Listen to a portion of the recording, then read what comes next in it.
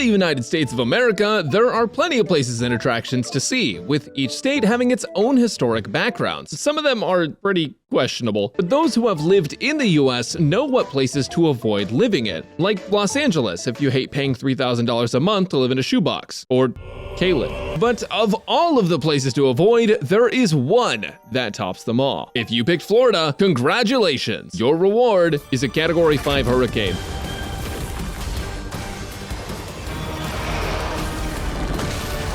Feixiao is here to cause your umbrella to fly away and other minor inconveniences, like draining your entire savings account. She's an absolute beast of a character and makes Star Rail feel like a ridiculously fast-paced game. There's a new Our General in town, and today I'm teaching you how to build and play her. My name is Braxophone, but you can call me Brax, and let's talk about Feixiao.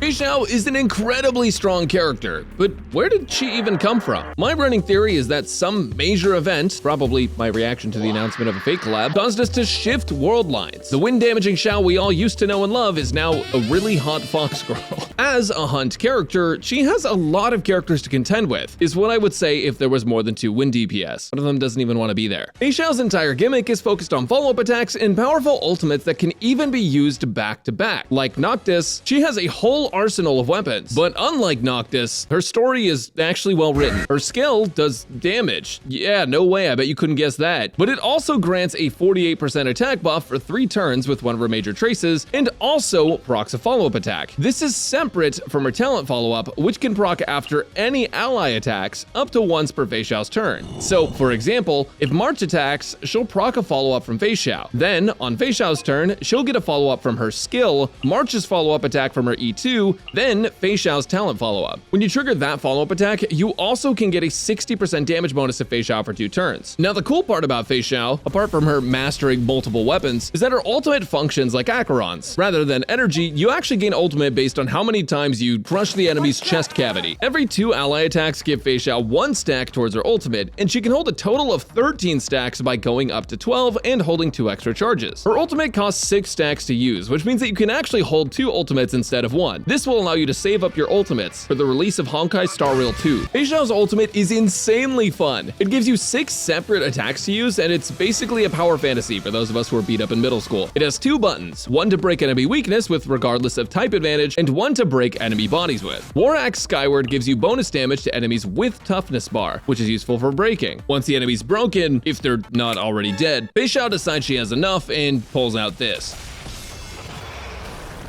Ult Thunder Blitz is basically Feixiao's, Kirito moment, and gives you bonus damage to enemies whose toughness has already been broken. Feixiao also gets 100% weakness break efficiency against enemies that have toughness, making her great for weakness breaking enemies and allowing your team to hit for full non-toughness reduced damage. If I ran into Feixiao and she was standing like that, all of my bones would become liquid, and I would sit there as a puddle on the floor, waiting to be ulted by Feixiao. Dude, you gotta write better stuff than this. With her major traces, she'll also get a free 3 stacks of Flying Arias, putting her halfway to an ultimate. When she takes action, that same major trace also grants her 1 more attack towards her ultimate if she didn't launch her follow-up attack in the previous turn, specifically her talent follow-up attack. Now, her last major trace I didn't mention makes it so that her ultimate damage is also considered follow-up damage and increases follow-up crit damage by 36%. What makes this trace insane is it basically lets Feixiao be buffed by both ultimate damage and follow-up damage bonuses. Just to be clear though, it won't double dip, so things like Inert Salsoto's ultimate and follow-up damage bonus will only grant Feixiao a bonus 1 single time to her ultimate rather than for both. Feixiao's entire kit and playstyle is that of a dual DPS carry that's flexible in basically every scenario, with the attitude of Mordred from Fate Apocrypha. She is ridiculously strong, maybe even strong enough to make people who were saving for the Fate collab pull. But not me though, my 500 free-to-play pulls are staying strong and I will only be swiping for 7 copies. For her talent priority, focus on her ultimate, then talent, and then her skill.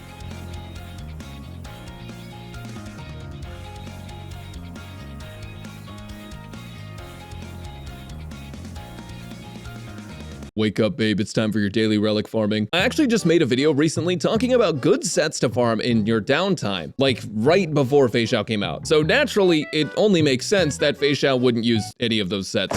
If you farmed for Firefly, you might already have an amazing setup for Feixiao and not even know it. If you guessed Iron Cavalry, then you'd be right, if you weren't wrong. The set that you were crying about getting double crit on all the pieces of works amazing on Feixiao. It gives attack on the 2-piece set and crit rate on the 4-piece set, but the 4-piece also has another effect that gives her a 36% ultimate damage bonus after using a follow-up attack. Even though her ultimate also counts as follow-up damage, it's still ultimate damage and she can take full advantage of the set. If you didn't get Firefly or are just tired of farming new pieces, you can use the 4-piece Ash Blazing Grand Duke set because the follow-up buffs apply to both her regular follow-ups but also her ultimate. You can also mix any 2-piece attack, wind damage, follow-up, or speed bonus sets, and if you're still passing around your quantum set like Gonorrhea, that one works too. For planar sets, tons of them work, but most of the time you'll want to use Duran for the follow-up and crit damage bonuses, and Izumo also works for double hunt teams. Salsodo is a decent option too since it buffs ultimates, follow-up attacks, and crit. Roses are red, violets are blue. Feixiao wants a crit body, and you still do too. For boots, you can technically go attack or speed, but I found speed to be comfier unless I'm using action forward characters. You'll also want a wind damage orb and an attack percent rope. Speed boots alone will get you to 137 speed, so you don't really need speed substats most of the time, but they're not bad. But mostly you just want to make sure that you have high crit rate and some crit damage substats as well as attack percent. So there's probably like at least 4 of you wondering about Break Feixiao, which is actually viable, but so are break versions of every other character in the game. Her ultimate only counts as 1 instance of super break, and honestly her break values per hit outside of her ultimate are so low that you'd probably be better off hitting them with a wet napkin from a little kid's birthday party. Here's a build summary for Feixiao. Follow it to get crazy damage, or don't, I don't really care.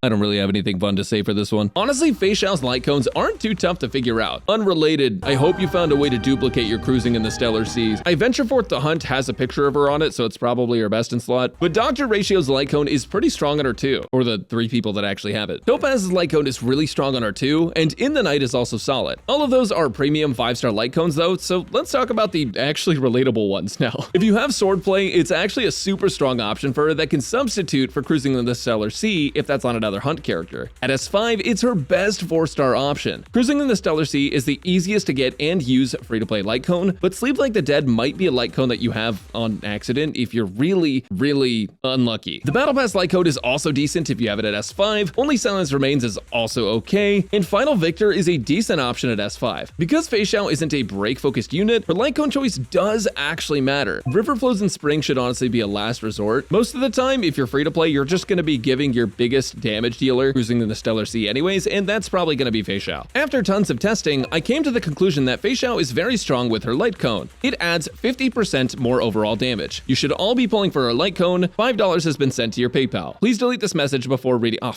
hey guys, look what I found. Look at these. These are pretty cool.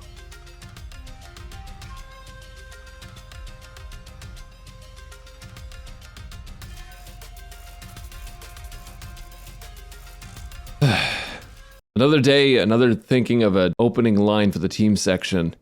Feixiao. Because Feixiao is such a follow-up attack focused character that can synergize with other follow-up units and dual DPSs, her teams are both limited and flexible. There's some core supports that you're gonna want basically all the time, but the other characters that you would play with her for damage are pretty different. There are many of them, 3 of them. There are 3 other characters. If you're playing Feixiao, you're probably gonna want a secondary DPS, and that could be Topaz and Numby, March 7th, or Moza. All of these characters are gonna add a pretty significant amount of damage. Topaz and Numby is going to be the best partner for Feixiao, but March 7th and Moza can also be pretty dang good. March 7th is going to be your best option for free to play, and honestly, even if you have Moza E6, March is gonna probably be better in a lot of scenarios, but Moza looks a lot cooler, so you know, cute sword girl or Sung Jin Woo. The first team I want to show you is the premium team. This is going to be the Topaz and Numby Feixiao team with Robin and Adventuring. This team, absolutely fun. I almost said a word that would get me demonetized, but luckily, this is a family-friendly and brand-friendly YouTube video. So the reason this team is good is because Robin actually buffs your crit damage, your follow-up crit damage, and gives you some massive other buffs as well, like attack bonus and a 100% action forward, which can be super helpful if you attack with Feixiao and Topaz, and then use that, and you can attack with Feixiao and Topaz again. Topaz is just the premier follow-up character that basically helps you get more damage on enemies from follow-up attacks, and also dishes out a ton of break and regular damage herself. Now, her damage isn't like super exceptional, but as a secondary DPS, it does help out a lot. And Aventurine is also just gonna basically always be good for any sort of follow-up team because he's able to proc a lot of follow-ups just by taking hits, not even taking damage, but getting his shield hit. And he can also implant a debuff on enemies that increases your crit damage dealt to them as well. Anyways, Feixiao's next team is...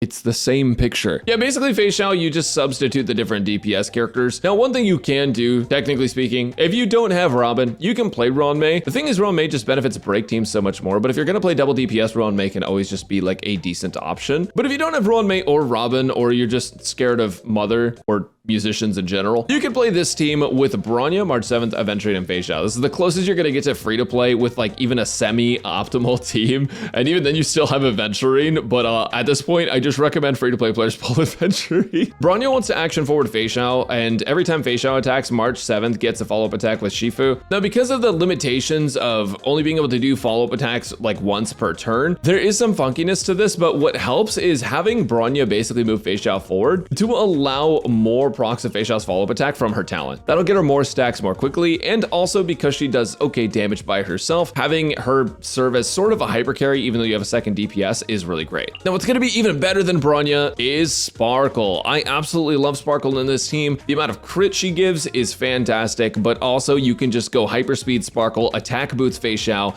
and just drive her to the front, running red lights, and just absolutely destroying everything in their path. Sparkle is actually a really good substitute, especially if your dual DPS supports are already taken. But the one downside is that just typically you're gonna really struggle to find substitutes for sustains that are going to be as good as Aventurine. You can use Huohuo for the attack buff on Feixiao, but she's not gonna get the energy. Everyone else on the team will get the energy, so that's fine. But it's a little less optimal just because of how that energy works. And otherwise, we're kind of just waiting for more supports like sustainers that will help buff Feixiao. Oh, I also heard that if you play her with this NPC, she's really good. Feixiao is an awesome character. The downside to her team building is that she is limited to follow-up teams at the moment. While you can do some cool hyper carry stuff with her, if you really want to get the most value out of her, she is limited to specific characters, especially characters like Aventurine and Robin if you want to get the 100% highest potential out of her, even at E0. I might have just said the same thing twice. I don't really know. It's 4 a.m. This next section coming up is for those of you guys who are going to be swiping on her banner, which I'm going to anticipate is a lot of you. So let's get into it.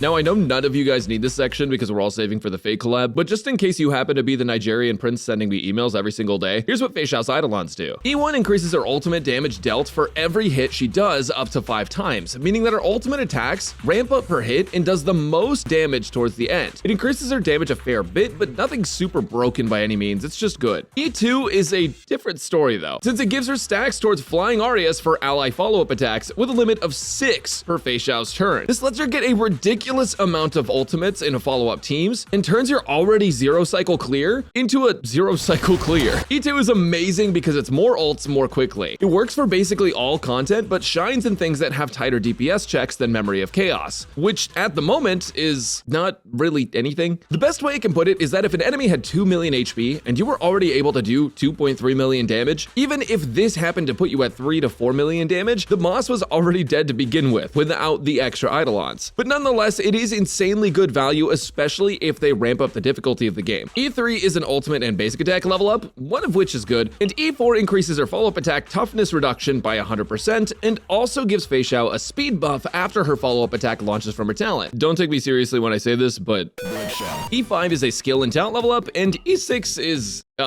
unbalanced. E6 gives Feixiao all type res pen of 20% for ultimate damage dealt, but also makes it so that her talent's follow-up attacks are considered ultimate damage at the same time, meaning they benefit from both follow-up bonuses and ultimate bonuses as long as those bonuses don't double dip. It also increases the talent follow-up's damage multiplier, and overall, after all of these Eidolons, Feixiao is doing about 400% of her E0 damage. Between her light cone and getting more copies of her, I'd recommend going for her light cone first, unless you have Dr. Ratio's signature light cone, since it adds more damage than E1, but either one of them can work. To be honest, all of Feixiao's Eidolons are overkill. They add a ridiculous amount of damage potential to a character that can already easily clear the hardest content in the game. If you just like blowing through content super fast, then Feixiao E6 is probably one of the best characters for that, but if you just want to invest a bit more into your favorite character, I'd stop at E2 personally. Now, one last thing I want to talk about before I end the video is the furry scale. Is Feixiao a furry? Well, if we look at this graphic that clearly outlines where furry begins, Feixiao happens to sit somewhere between human and Neko tier. Not that Feixiao is a cat in any way, shape, or form, but she is missing a tail. But worry not, Star Rail players. Feixiao does not cross the furry line. You are free to be down bad after you subscribe to my YouTube channel.